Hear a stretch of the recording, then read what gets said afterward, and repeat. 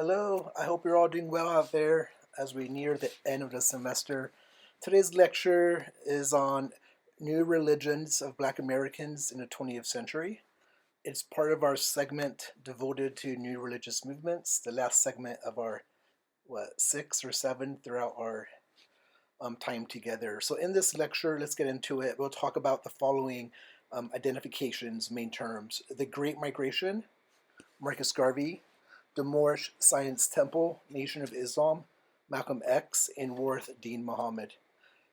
Like our lectures in this introductory course, it will be a survey. It'll be kind of pointing towards these six identifications. Of course, more detail can be given, but way of introduction, try and create this narrative where we're looking at the experiences of Black Americans in the 20th century and how those shaped the ways in which they constructed and participated in new religious movements. So first we need to know a little bit about the historical context. The historical context, the term we use to describe the context, is called the Great Migration. The Great Migration is a term we use to describe the massive movement of Black Americans from the South to the Northeast, the Midwest, and the West. So places like New York City, Detroit, Chicago, Los Angeles. These are places where throughout the 20th century there was this massive migration of Blacks from the South to these urban centers. How many Black Americans over the time period? 6 million Black Americans migrated from the South to these other locations. Prior to 1910, just to mention, 90% of Black Americans lived in the South. By 1970, nearly 50% of Black Americans lived in the North. So that's a major shift in demographics. Not only in terms of demographics, but also it's a major shift or change within the lives of these Black Americans. In the South, 80% of Black Americans lived in rural areas, especially in the states of Georgia, Alabama, and Mississippi. Whereas once they migrated to the North, they now lived in urban centers in Chicago, Detroit, Los Angeles, New York City, and so forth. In terms of the historical context, we may ask why this shift of migration? Well, we're looking at a period of time after the end of slavery, going into the 20th century, and the South still has what are called Jim Crow laws. These are segregation laws. These are laws that make it illegal for Blacks to inhabit the same spaces as whites in different locations, such as maybe restaurants, places on the bus, schools, these type of things. So the lack of opportunity is one reason why Black Americans migrated north. Another is the threat of violence. The practice of lynching, which persisted into the 1900s. Would be another reason. So racism in various forms, and what comes with racism, lack of opportunity, violence, threats upon one's life, led to this massive migration, 6 million people. Massive shift, what we call, historians call, the Great Migration.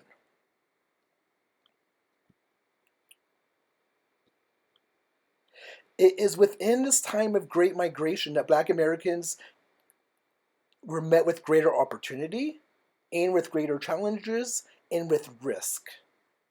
Within this context, with the challenges, the opportunities, and the risk, emerged new Black religious movements. We want to talk about some of these new Black religious movements in our time together today.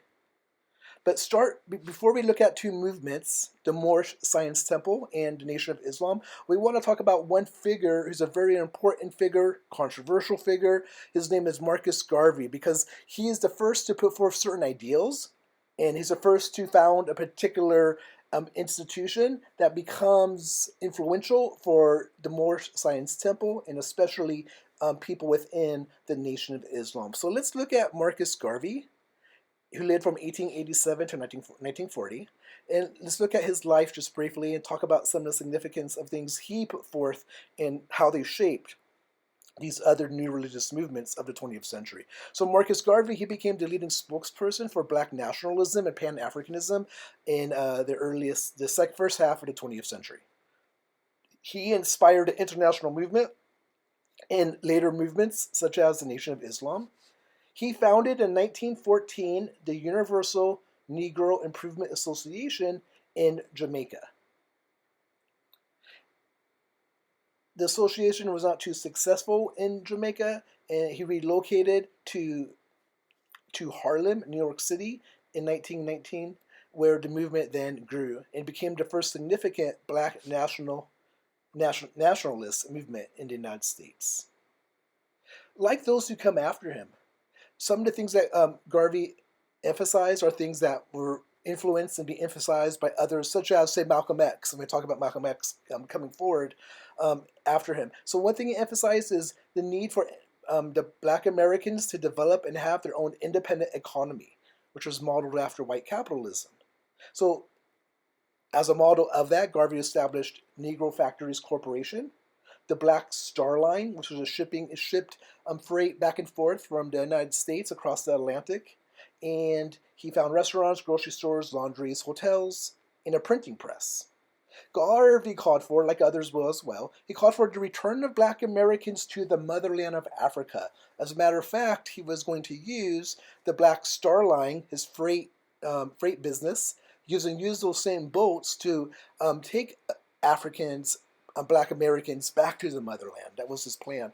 He got convicted of mail fraud, involving, I believe, like the sale of stocks or something like this. He wasn't maybe the most savvy businessman in that way, and he got convicted, he got imprisoned, and then he got deported, and he lived the remainder of his life in London. So Garvey was a controversial figure. I heard called a bombastic figure. Nonetheless, a very important figure. The ideals that he put forth and the way they kind of raised his level of consciousness would influence later thinkers such as Malcolm X and the like. So Garvey is an important figure. He influenced black Americans prior to the Civil Rights Movement, and more can be said about him, but we'll just leave it at that. Just briefly, though, maybe looking at two terms. Black nationalism is this focus on the black people as a community that should be its own sovereign community, its own self-determined community, and a community that has pride in being a community. And it's a response to, at least in part, to the history of enslavement, the history of segregation, the history of injustice within the history of the United States. So it's a response to that in part. Pan-Africanism, another term Marcus Garvey is known for, is this concept. Pan means all, right? Pan means all. So Africanism, all Africans, bringing all Africans together as one community, and in that finding a sense of pride, a sense of power, a sense of coming together with a purpose of promoting like-minded goals that better your people. This type of thing, right? Africanism, it's a bringing together of the Africans across, say, kind of different geographical, linguistic lines and creating this united thing front. So these two ideals are ways in which Garvey sought to unite black Americans. In the second address that he gave at the organization that he founded, the UNIA, at the second convention in 1921, Garvey, let me quote from Garvey because this gives us just a kind of a look at the use look at what we mean by nationalism and by Pan-Africanism. You see it right here within this speech. So let me read that. The Universal Negro Improvement Association seeks to emancipate the Negro everywhere, industrially, educationally, politically, and religiously. It also seeks a free and redeemed Africa. It has a great struggle ahead. It has a gigantic task to face. Nevertheless, as representatives of the Negro people of the world, we have undertaken a task of freeing the 4 billion of our race and of freeing our bleeding motherland Africa. We counseled each other during the 31 days, and out of all we did, and out of all we said, we have come to the one conclusion, that speedily Africa must be redeemed. We have come to the conclusion that speedily there must be emancipated Negro race everywhere, And on going back to our respective homes, we go with our determination to lay down, if needs be, the last drop of our blood for the defense of Africa and for the emancipation of our race. So this gives you, in this speech here, we get kind of a sense of what is meant, right, by Pan-Africanism, the sense of bringing together all Africans in this united, imagined collective community, nation. And you get the sense of what it means to be a black nationalist, right? That your identity, your sense of national identity is tied up in your race, is essential to it. So again, an influential figure. More could be said about Marcus Garvey, but we want to push on now. We're going to look at two movements and two figures within one of the movements, the Nation of Islam. Prior to the Nation of Islam, we want to look at a movement, this black American religious movement, new movement that started, and it started in 1913. It is called the Moorish Science Temple of America. It was founded by Noble Drew Ali in Newark, New Jersey. Ali also founded temples in Chicago and other major cities during the Great Migration. Some background in terms of kind of the rationale in which Noble Drew Ali locates the Moorish Science Temple of America. First, estimated 20% of slaves that came from Africa to America were of Muslim descent. Therefore, there was a strong connection between African Americans and Islam within this historical narrative of slavery. Ali taught that African Americans were, quote, Moorish Muslims, that is, that they were originated from the Moroccan Empire. They were Moabites. So Ali emphasized that black Americans needed to reclaim their Moorish nationality, and that this occurred through this process of conversion and of becoming a Moorish American Muslim, also known as Moorish scientist. Now, within a religious text, Moorish American Muslims refer to themselves as Asiatics because of their geographical location originally in the Middle East, which is also known as Western Asia. So these Moorish scientists, or Moorish American Muslims, or Asiatics within their texts, is this group of people founded by Noble Drew Ali in 1913. It emphasizes locating one's history back with the Moroccan Empire, back with the Muslims within the Moroccan Empire known as Moors. Upon conversion to the Moorish American Muslims, they would be given a nationality card, which in the United States was meant to kind of create this distinct identity as Moorish from being, say, citizens of the United States, and to emphasize their reclaiming of their roots and their identities in this history, which goes back to Morocco. So this reclaiming of the past, you can see the continuity between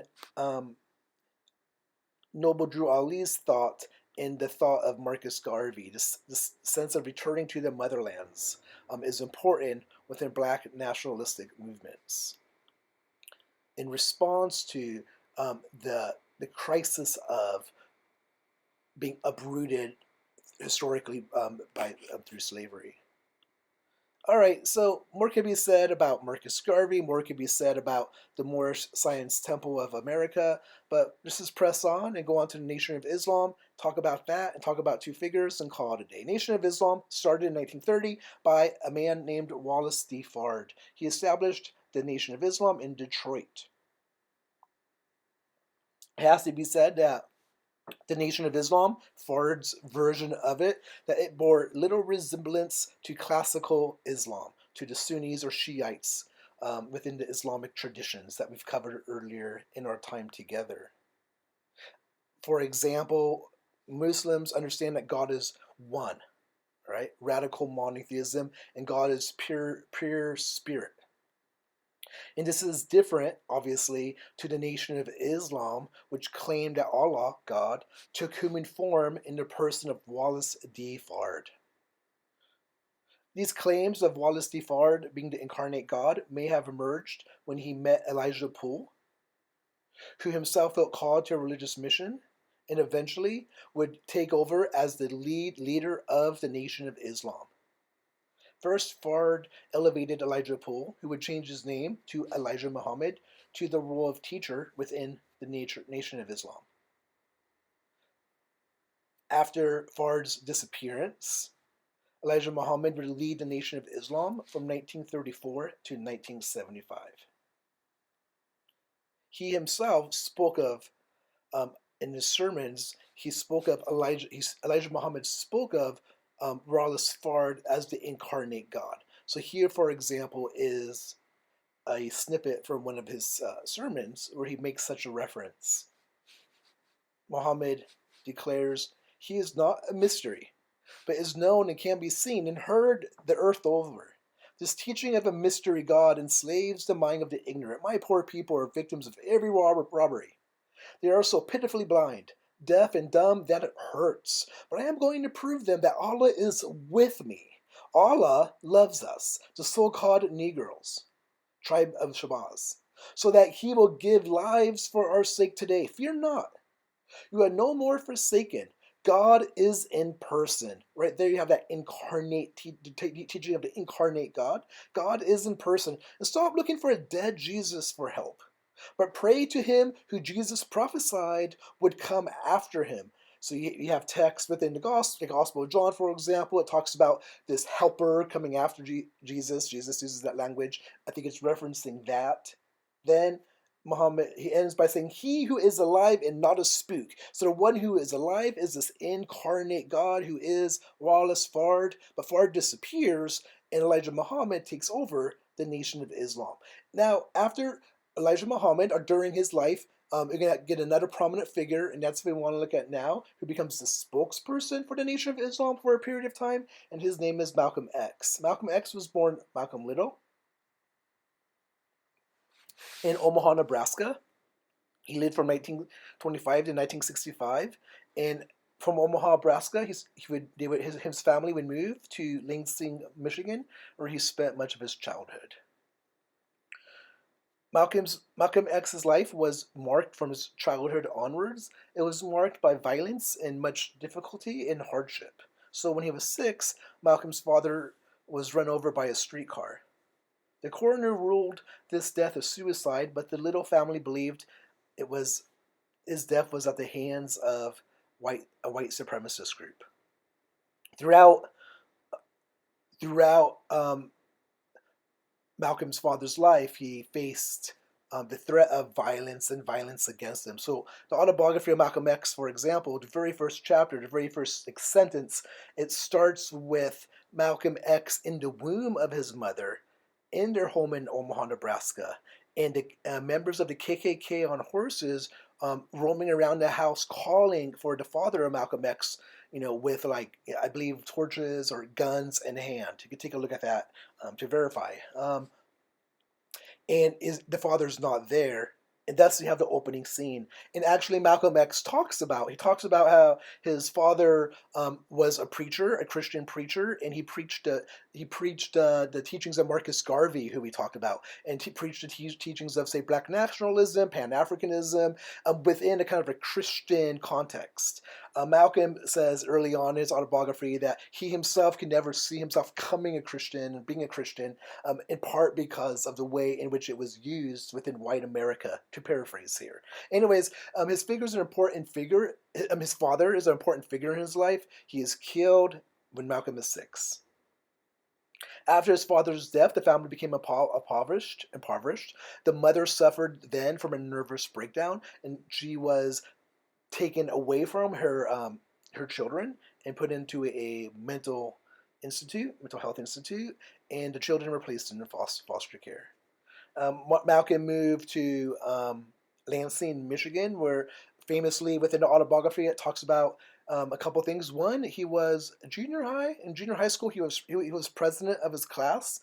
So right there, you kind of see that charisma he has already at a young age. Also, he told one of his teachers that he wanted to be a lawyer, and famously, the teacher said, "Well, your type, cannot be lawyer. You could be maybe like a janitor, that type of thing." So he shares that story, and it's interesting. it's interesting to read the autobiography, the things in any autobiography, the things that the one telling their story chooses to share versus not share, and how they decide to tell those stories is really fascinating. So it's interesting how he shares that story, and how for him that story matters. That having this person who he is looking up to, he's sharing his hope, his dreams to, just kind of push him down in this way, is a significant thing. Malcolm would go from Lansing, Michigan to Boston, where he lived with his sister. I believe his sister's name is Ella. It's a good part within the autobiography. And then also he goes to New York City, and he gets involved in different kind of like crimes. You know, um, dope dealing, theft, and so forth. He ends up serving time in jail. Ends up serving time. I think it's called the North Folk Penitentiary jail. And when he's in jail is when he joins the Nation of Islam. He talks about writing. I believe it was his brother who was first trying to get Malcolm to convert to the Nation of Islam. And it was at this time that Malcolm started writing letters to Elijah Muhammad, who we just mentioned, who was the leader of the Nation of Islam. Malcolm talks about the difficulty in writing a letter, how terrible his penmanship was, and how he couldn't spell words properly, and how his grammar was terrible. And he talked about how he went from that place of being ashamed of his capabilities due to his lack of education. He dropped out of school around that time when the teacher said you cannot be a lawyer.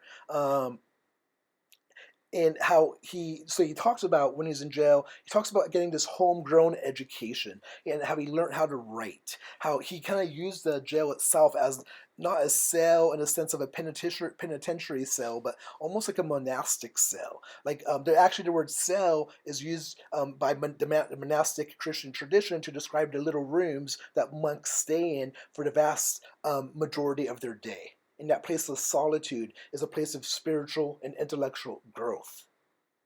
In that place of solitude. And you get that in Malcolm's life during his time in this penitentiary.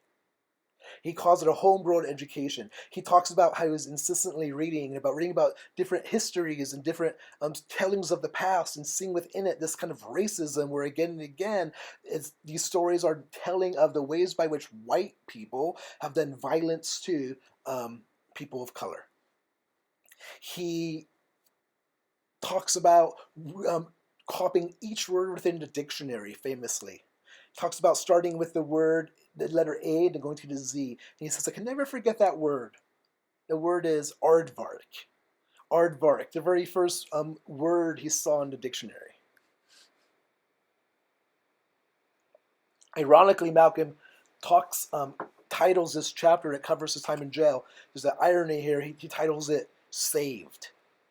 There's irony, right? That it's in jail, in this place of where he gets saved, because it takes him out of, if I may suggest, it takes him out of living in the world of America that he experienced, where there was no opportunity and the pressures were to do it. It gave him the space that he couldn't get in the world outside of the jail.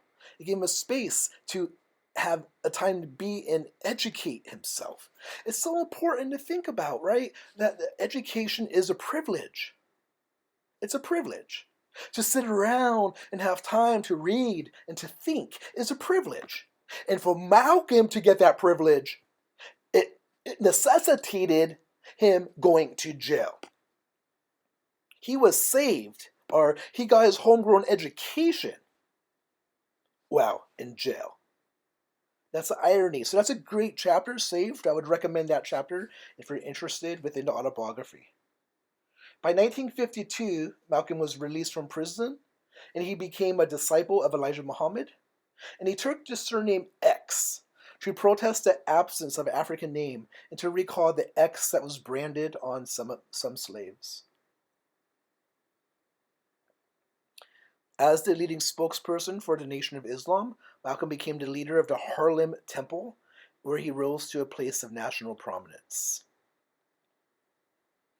At some point, Malcolm learned about Elijah Muhammad having affairs with multiple women and fathering children with those women who were members of the Nation of Islam. He confronted Elijah Muhammad about this, and the meeting didn't end well, and you had this rift between Malcolm and Elijah Muhammad. Malcolm was a true believer, and Malcolm was disheartened that this person that he put so much faith and trust in had violated the very things that Malcolm himself was upholding and believing in as being super important to himself and to the community. So in 1964, Malcolm broke away from the Nation of Islam and founded Muslim Mosque and Company. Becoming at this time increasingly aware of the differences between the Nation of Islam and traditional Islam, Malcolm converted to become a Sunni Muslim and participated in the Hajj to Mecca, where he learned that Islam was not exclusively a black religion, which is what he was taught when he was in the Nation of Islam. This time of Hajj, the pilgrimage, it was a life-changing experience for Malcolm, which is narrated within the chapter titled Mecca in the autobiography of Malcolm X. It was at this time that Malcolm, again, he changed his name. This time he changed it to El-Hajj Malik El-Shabazz. And he began at this time to teach that Islam was the key for addressing the racial divisions within the United States, because Islam was a religion for all races, all peoples, all cultures, all backgrounds. And he knows that not just from looking at the the teachings, the Quran or the Hadith. He knows that, and I think this is important. He believes that because, and I think this is important because that's what he experienced on the Hajj. On his way to the Hajj and at the Hajj, he experienced what seems like for the first time in his life, white people loving him, accepting him for who he is. And that's profound. Here we have Malcolm changing his name, and many scholars, and Malcolm himself, he talks about his willingness to change according to the facts before him. And so throughout his life, there's these conversions as Malcolm pursues the truth. As he pursues understanding, this willingness to openness, to taking in new data, not just new data in the form of, say, history, which he did, such as in prison when he read many different historical narratives and brought them together, but also in terms of experience of people. The Hajj in that chapter Mecca is narrating that people have the power to change Malcolm's mind. So it's not just rational argument, it's not just data, it's not just facts, it's people that shape the way we think about people. That's significant. So Malcolm comes back from the Hajj with a new kind of vision set before himself that's more humanitarian, more inclusive, and more of a bridge building than, say, a wall building way of understanding how cultures and people of different faiths should relate to one another. Malcolm was assassinated. Malcolm was assassinated in the Audubon Ballroom in Harlem, where he was giving a talk in 1965.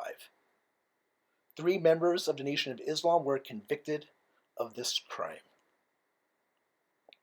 Malcolm talks about within his autobiography and within, say, interviews that you could find on YouTube and so forth, he talks about being, when he was alive, he talks about expecting to die young. He expected death to come. He recognized that the life he was living, this prophetic life, this life of calling out the social injustices that he saw around him, and the way he was doing it from this place of being in a place of high profile and being a provocateur and someone who people listened to, a leader, he knew that with that came the strong possibility of death. So he dies in many ways as a martyr, as a witness to, and that thing he was witnessing to is something that was carried on and has been carried on by a wide range of activists, politicians, religious leaders up into the present day. We'll look at one figure coming after Malcolm X because I think it's interesting, and that because how this figure kind of narrates and positions a different type of religious movement for Black Americans that is different than, but maybe in some ways connected to, say, Malcolm X, Nation of Islam, and to a lesser extent the Moorish Science Temple. And that figure is named Warith Deen Muhammad. Warith Deen Muhammad, who was born Wallace D. Muhammad, was the son of Elijah Muhammad, the second leader of the Nation of Islam. So Warith Deen Muhammad, he lived from 1933 to 2008, and he's known for renaming those who had converted to Sunni Islam, who were part of a Nation of Islam. He renames these Sunni Muslims. He renames them Bilalians. And he renames himself Imam rather than the title of minister, which was used within the Nation of Islam. So this term Bilalians, it refers to the story of an Ethiopian slave Bilal who refused to reject Islamic monotheism even when tortured by his Mecca slave master. So this ideal of being a Bilalian, it created space for this alternative national as well as transnational moral geography. So Muhammad promoted in this process an independent interpretation of the Quran, and he would apply his interpretive independent interpretation of the Quran in different ways, such as a passage within the Quran that talks about duplicitous allies. He uses that passage and he attaches it to other Muslims who represent foreign concerns. So this is important for Warith Deen Muhammad. He positions the Nation of Islam, which he takes over after his father. So the Nation of Islam goes into two separate directions after Elijah Muhammad and then Malcolm X's assassination. One being this direction, and the other direction being that of Louis Farrakhan, who we will not talk about in our time together, and with Warith Deen Muhammad. So the direction that Warith Deen Muhammad takes the Nation of Islam is to kind of connect with the myth of the American narrative of the United States. And so he does that in a way where he positions himself against those who he believes or he's suspicious of having ties to foreign nation states more so than to the United States. So here, there's a passage in the Quran that talks about these duplicitous allies. And what Warith Deen Muhammad does is he takes that passage and applies it to Muslims who, in America, who he believes represent foreign concerns more so than the concerns of their fellow Americans. And so he develops a highly original form of Quranic interpretation or exegesis that coalesces and interprets the biblical story of Exodus, where Moses liberated the Israelites from slavery in Egypt, with the mythology of the United States, which includes this narrative of American exceptionalism. Muhammad talking about this community and how this community of Muslims, which is called an Ummah, right? How this community of Muslims is representative of the United States when it talks about being one nation under God. So here's what he says. So what Muhammad does, Warith Deen Muhammad, comes after Elijah Muhammad. What he does is he wants to actually connect his movement, the Bilalians, part coming out of the Nation of Islam, with the story of the United States, and basically make them one and the same. Here's what he says. One community under God. Isn't that what we are? Umatnin wahidatin. Under God. Responsible to Allah. You've heard that same language, haven't you? One nation under God. Now that language from the Constitution of the United States, or its introduction, or a preamble to the Constitution of the United States. One nation under God is not new. 1,400 years ago, that's more than 1,000 years before that language was formed, same language, one community responsible to Allah. And we may say one nation under God because Ummah can be translated as nation sometimes. Ummatim wahida, one united people responsible to God. So you see here what we have, taking a look at this, we have a form of coalescence, a form of bringing two things together for your own strategic purposes. It's some kind of form of like supersession, something like this. It's saying a supersession in the reverse direction, because it's saying what the United States in its Constitution is bringing it forth, this language of one nation under God, that it's not doing something original, it's doing something that's anchored in that which became before it, which is Islam. Because in Islam is this notion of the Ummah. Remember the Ummah, the community, and you can recall Muhammad's like Constitution of Medina. We talked about that, and so this language about how the community comes together, and that community comes together under God, or in Arabic, Allah.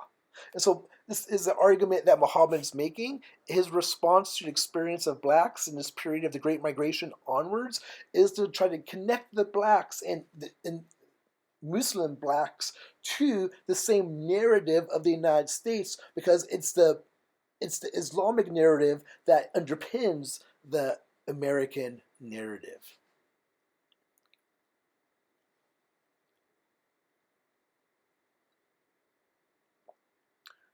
Scholar of Islam Zarina Garal, speaking on Worth Deen Muhammad, asserts, by anticipating the language of the Constitution, just as the figure of Allah prefigured the emancipation of American slaves, Islam made Muslims more American than Americans. That's what Grawal says, and that's an interesting, kind of provocative reading of what Worth Deen Muhammad is doing.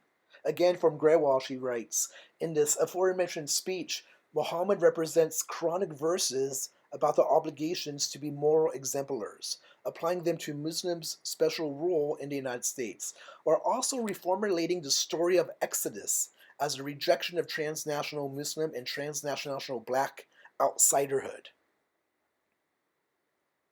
So again, she says, while also reformulating in this passage that we just looked at, the story of Exodus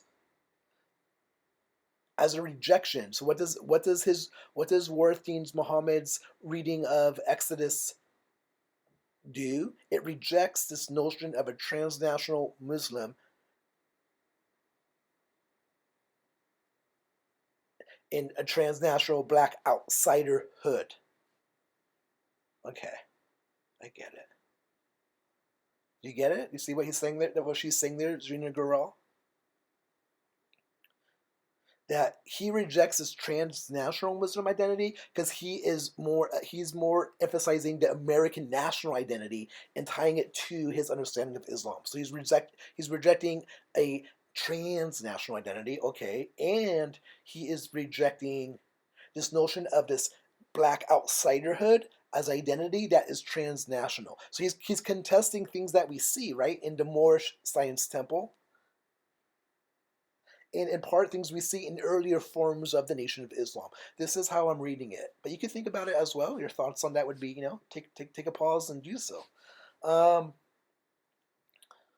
So instead, again, quoting here from Zarina Grewal, again, Muhammad emphasizes the national connotations and divine obligations of the Ummah concept in order to lead his followers into the American mainstream and into an ambivalence embrace of American citizenship. And so this is the strategy everyone uses, leaders, communities use history and interpret history in different ways for their own political strategic aims. And we bring histories and stories together for our own strategic aims. And so that's what Grewal is getting at. The ways in which Muhammad connects the story of Islam to the story of the United States is to produce within his people of his community, produce and lead them into the American mainstream and to embrace their American citizenship. So this is a reintroduction of what Exodus means. This is a common metaphor, by the way. The metaphor of Exodus is common within the Black American discourse because of its emphasis on the liberation from slavery. Here, as we kind of wrap it up, we'll conclude with a passage, another passage from a sermon by Muhammad, Muhammad, where he interprets the story of Exodus to fit with the experience of the Bilalians. Here's what he says. The real meaning of Exodus is not so much in leaving a place as in moving to the condition promised by God. And this African Americans have not yet done. They have not yet accepted that we are a legitimate part of this country, entitled to a share of it like everyone else. After I became a leader, I lifted the flag in respect, the American flag. Most of my own people did not like it. Why? Because most blacks feel like they are on the outside too. We're a minority in this country with a double job of establishing ourselves. As a minority in America, we have to start with a double concern: to establish ourselves and to complement America. To be a beautifying addition, a healthy addition in this plural society we call America. So you have this reinterpretation of the Exodus story, an important story within the history of the people of Israel, within the Christian narrative, and within the narrative of Black Americans. And he reinterprets it in a way. We'll take a look. Let's pause for a second and see. He interprets the Exodus story in a way that invites Black Americans to establish themselves, but also to complement America as a beautifying addition, a healthy addition in this plural society we call America. So to be an addition is to become part of an equation, a larger equation, right? To be synthesized within it rather than to step away from it. So that's an important thing that Muhammad Deen does, which you can see is different than the way that the other Black movements we talked about in our time together, that they approached the Black experience during this time of the Great Migration. So just like we talked about, there's diversity within Christianity, there's diversity within Islam, within Hinduism. Here again, there's diversity within Black American religious movements of the 20th century. Some call for the return to the homeland in Mother Africa. Some call for the complete integration, becoming this added beauty within the community of the United States. Or some call for perhaps different positions. And we also saw within our lecture that not just within communities is there diversity, often within the life of the seeker, but who gets transformed through reading new material, learning new stories, learning new concepts, such as in jail, in Malcolm X, or gets transformed by new experiences of people. We talked about within the life of the individual, there can be diversity over time, over space, that we are works in progress, as exemplified in the autobiography of Malcolm X.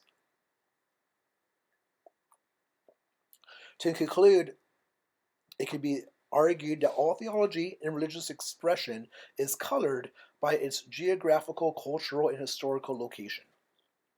Which at times this will seem obvious to the onlooker, especially when we're far removed from a particular religious tradition and we can see from a distance, we have sometimes more clarity.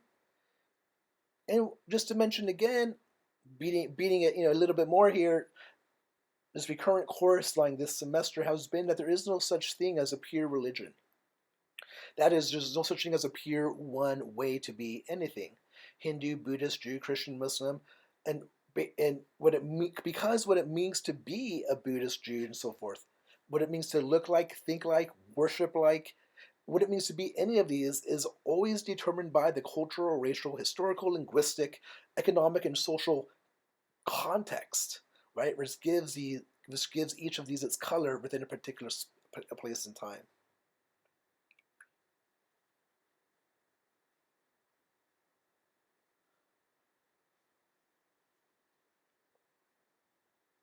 So I think we will end there.